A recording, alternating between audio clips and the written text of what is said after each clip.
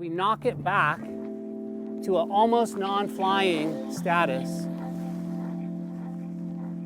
and then put energy back into it and see if it has a willingness to come back above head.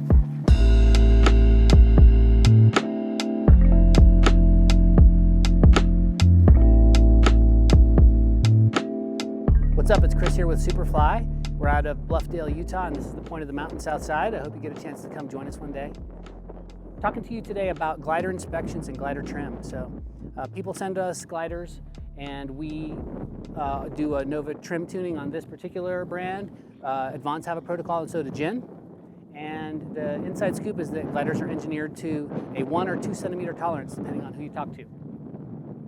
We go ahead and laser each line, and the laser pushes the measurement to a spreadsheet. The spreadsheet does a little magic, we do a little magic, and we arrive at the nature and quantity of loops that should be on the line at the riser.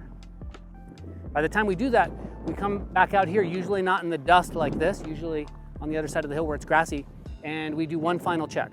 And the reason why we do a final check is because when we take those lines on and off, there's a chance for getting them out of order, and we just want everything to be perfect.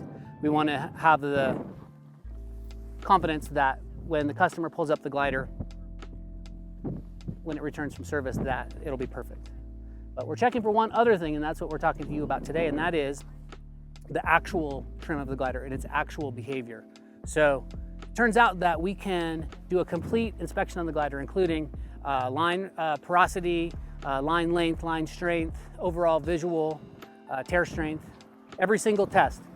We can make it perfect on the computer and give you a piece of paper that says that it's gold, but we can also still come out here and have the glider be out of trim, meaning in most cases too slow. Gliders generally end up slow as a result of wear. And so the question is, how can that possibly be? And the answer is because the sails change shape. So as a sail, meaning the fabric is exposed to water and then dried out, and water and then dried out as it's towed, as it's maneuvered, as it's kited, etc. The actual fabric is changing, and it's not something that you can measure. It's only something that you can feel. So we want you to know that we do this test and that we sometimes take a few liberties with the trimming to make sure that the glider passes this test. And then we also want you to know that you could receive a glider back from inspection from who knows where, and it could still be out of trim. And so every pilot needs to do their own due diligence test on their glider to make sure that the thing feels right. And by feels right, what I mean is it needs to come above head, and it needs to want to stay above head. And it needs to not be overly prone to deflation. We don't actually have a problem with that, but because gliders don't actually get faster, but the glider needs to feel right.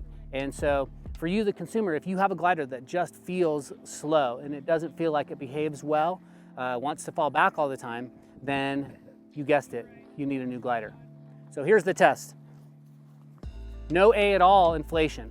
This glider in this breeze should come all the way above head. Here we go. Okay, so it comes above head, it sits there, it doesn't show any propensity to fall back. Now, we have a nice breeze here, so it's not a great test. The next test we do is we knock it back to an almost non-flying status, and then put energy back into it and see if it has a willingness to come back above head. And in that case, it did. So I knocked it back to the point where it's about to stop flying and set down on the ground, going a little further this time. And now I see if maybe, if I give it every chance without using the A's, if it'll have a willingness to come above head. And this is the Nova Aonic, and this one's been in our school for the better part of the summer. And it's exhibiting really nice behaviors.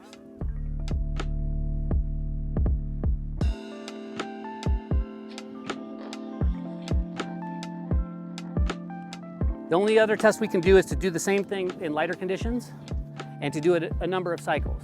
But if your glider demands that you lift on the A's and stay on the A's for days and days, if it is prone to falling back, and when you give it a chance to come back from non-flying, like parachutal / deep stall, whatever you want to call it mode, and it doesn't show a willingness to come back, you need a new glider, or it needs to be trimmed a little better.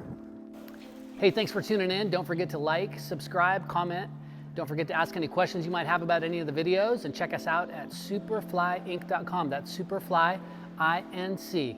If you find yourself in Utah, check us out at the Point of the Mountain. We're here in Bluffdale. We'd love to have you come by our shop.